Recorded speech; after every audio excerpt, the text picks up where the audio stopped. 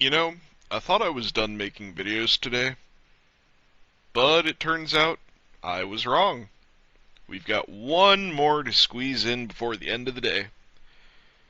So it seems that Gaijin is responding to some of the player feedback and a lot of the issues that people have raised over the past few weeks. So, starting from the top, the Challenger 2 reports. I really appreciate this. I really hope that we see some substantial changes with the Challenger 3. I mentioned in my video the other day that right now I think it's dead on arrival. It's too big and too slow, and it has too little armor to perform any better than any of the other Challengers, especially when all it's getting is a Leopard 2A6 gun. The Challenger 2E, because it's more mobile, I think can do okay. The Black Prince, or not Black Prince, the Black Knight can do okay because it's got an APS to fall back on, but in general, Challengers, in my experience, feel like they have to get the first shot because they can get a first shot and a follow-up shot faster than almost anybody else, but their armor just doesn't help them at all. Practically everything I run into can go straight through the front of my tank and will one-shot me, so I appreciate that they're looking into making changes. Although they did point out that some of them are still contentious and they're not done going through all of the data yet. As far as spall lining goes, there's some news with spall liners. I know that there's been a lot of uh, upset individuals in the community for good reason, because it looked like they were only going to come in on the T90, and it looked like it was going to be a blatant case of Russian favoritism. Luckily, it seems that they're going to be coming out for a whole slew of tanks: Leopard 2A5, 2A6, the Finnish 2A6, the PSO, the 2A7, the Stridsvagens, the STRF-90, the Challenger 2s, Challenger 3s. Interestingly, there's nothing here about the Abrams, so big sad for America.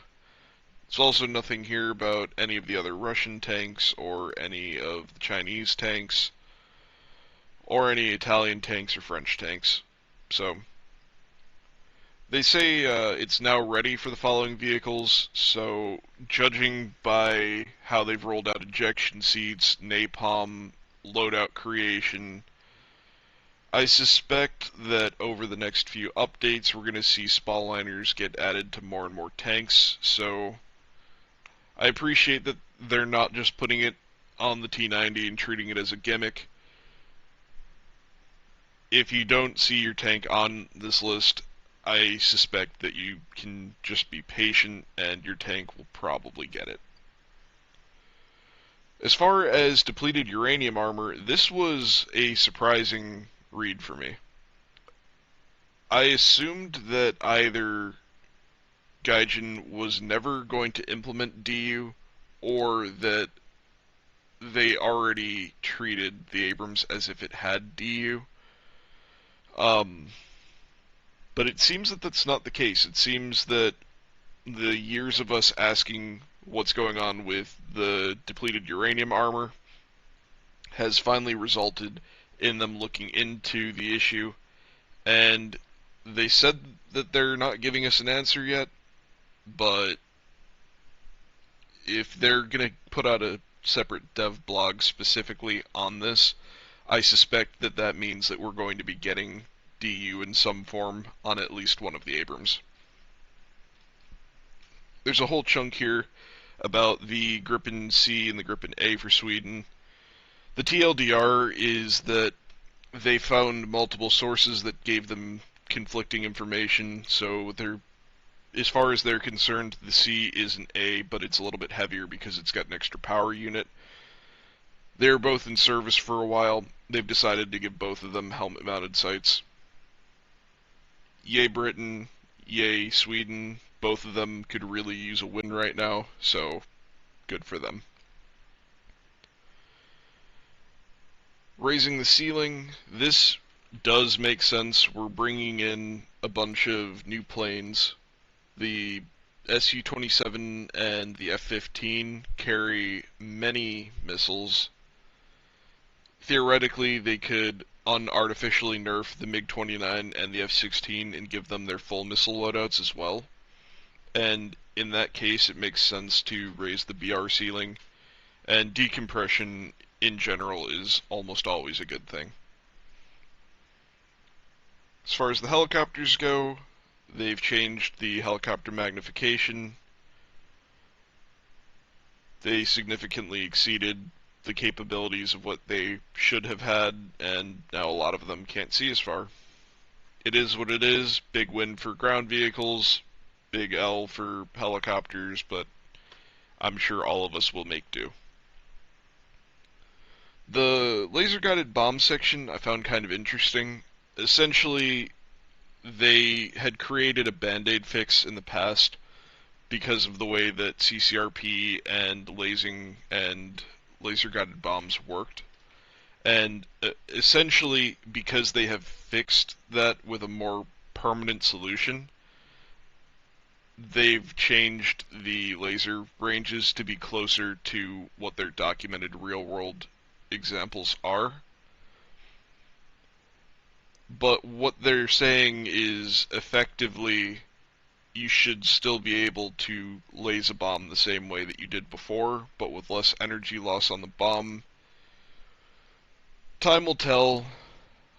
Most of it was talking about CCRP, and to be entirely honest, in War Thunder, I don't use CCRP for delivering laser-guided bombs. I usually will lock a target with auto-tracking, and then I'll CCIP a bomb so that the circle with the cross is somewhere in the neighborhood of what I'm trying to laze. I've never had an issue doing it that way, but we'll see going forward. Finally, there's a section at the end about Stinger and Mistral MadPad G overloads. There have been questions about changes that have been made to the Stingers and Mistrals, and the sources that they've used, and why they've made these changes. Essentially what they're saying is that it's complicated and it requires time to prepare, and they plan on releasing a dev blog once they've pulled all of that together.